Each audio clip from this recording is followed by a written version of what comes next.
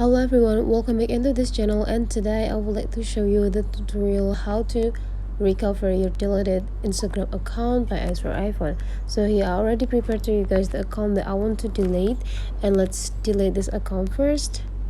Okay, so I already confirmed that my account here is deleted. Okay, so I got those account delete now, and now how to recover it, you just need to go click this button and click add account. By adding account, you just need to go click log in an existing account.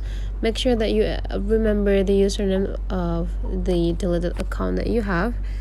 Okay, let me try it first and enter the password too. And now you just need to go click logged in.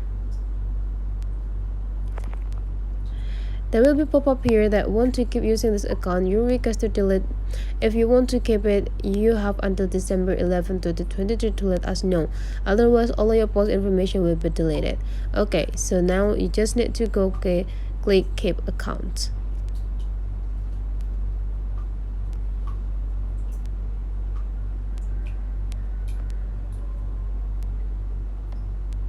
And now you're already back into your deleted account. So that's the way how to recover your deleted account, guys. Make sure that you really remember your username as well as the password.